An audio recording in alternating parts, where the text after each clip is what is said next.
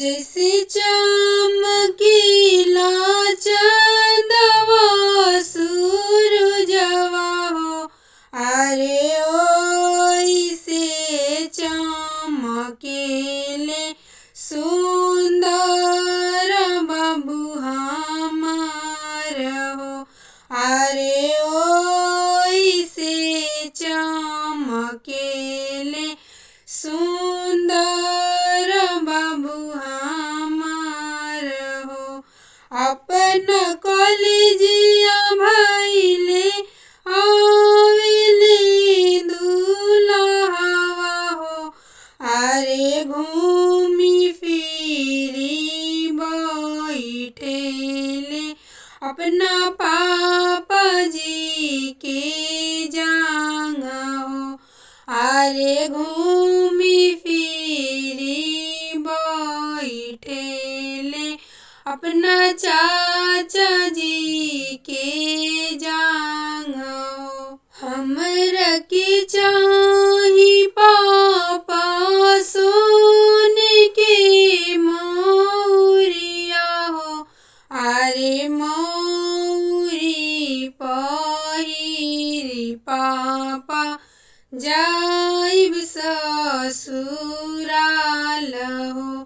अरे मौरी पहिरी पापा जाइब ससुराल हो। हमरा के चाही चाचा सोने के मौरिया हो, अरे मौरी पहिरी चाचा जाइब ससुराल हो। अरे मौरी पहिरी चाचा जाइब ससुराल हो। आवेदन बाबू लगनिया के दिन हो, अरे बसिदाना हो बाबू सुंदर सोनार हो। अरे बसिदाना हो बाबू सुंदर सोनार हो। मोहर भेजाई बाबू मौरी बेसाहब हो, अरे अपना सुंदर बाबू के सिरवा देबो पहिनाई हो।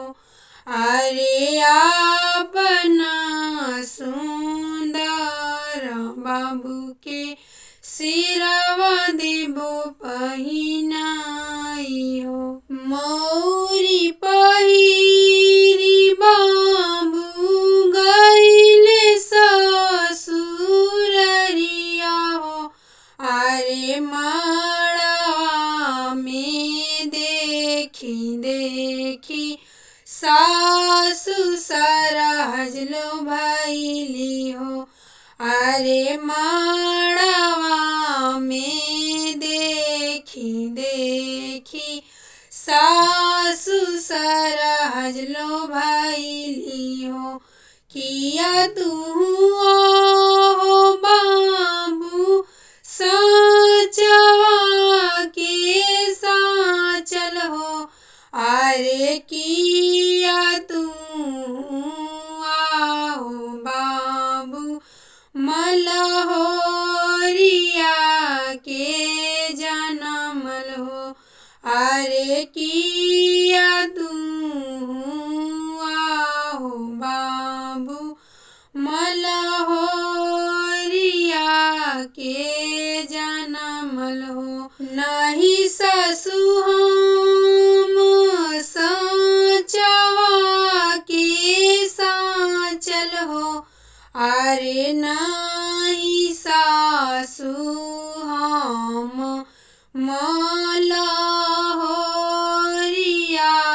के जन सासु हम